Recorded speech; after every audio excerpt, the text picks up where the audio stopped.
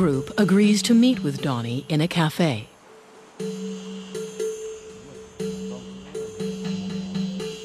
The Russian tells Donnie that he's part of a hacker crew that works primarily as carders. They steal credit card information and then sell it online. Yes, for a year or something, like we card, how can you say, we hustle. The leader of the one crew that I was working with, he makes like from $9,000 to $15,000 a week.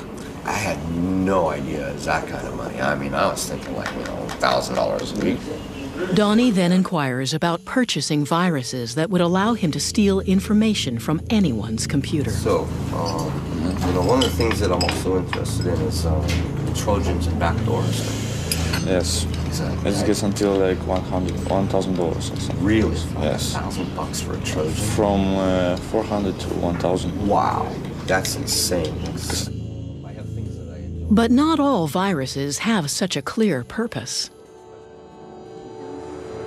In 2007, a new type of virus appears on the internet. Stormworm. It infects without warning and seemingly without consequence. And to this day, no one knows what its purpose is. People often ask me about how do I know if I'm infected by Storm? And you really don't, because it doesn't show you any messages, it doesn't destroy anything, it doesn't play any music or anything, any of the fun stuff we used to see with old school viruses. It's really invisible. Not just invisible, but impossible to detect. This is because it's always changing. This worm keeps morphing itself. Every time you download it, you get a different copy. And if you do find it and try to remove it, the worm attacks.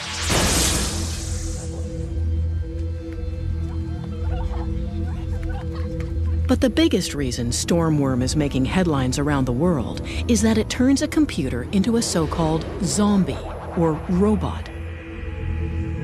The author of Stormworm can then control your computer, now a zombie, remotely, without you knowing. The zombie computer means a computer which is no longer in control of its owner.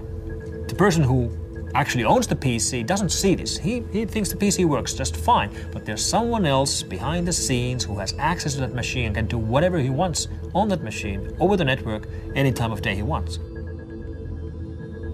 The worm infects thousands of PCs, creating thousands of zombies.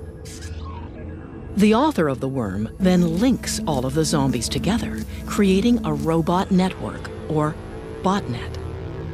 So the idea of these botnets is that characters who manage to get bad code onto your computer, they own your computer, they have, I like to call it the key under the mat. They can come back anytime they like. You don't know even that they're there. Once you have a botnet at your disposal, you can use the combined power of all these computers at the same time. So you can, for example, send an instruction that all of those machines start to send as much traffic as they can against one single website. That's a denial of service attack. The same type of attack Mafia Boy used to take down Yahoo. There are Russian botnet operators right now selling denial of service attacks launched from their botnets by the hour or by the day. What's unique about Stormworm's botnet is its size and sophistication. Experts estimate the number of linked computers to be in the millions. But still, no one knows this botnet's purpose. Estimates are that it alone has infected 50 million machines, and it has not been used for anything. So there's this hovering, literally perfect storm of potential attack.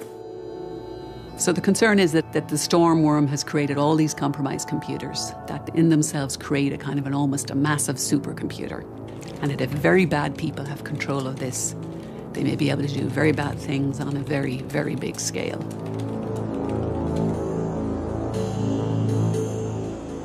Donnie continues his search for the authors of the Microsoft Word virus. He asks his source if the Russians are involved. They're getting like CAD drawings and design features from companies that are making like missiles that are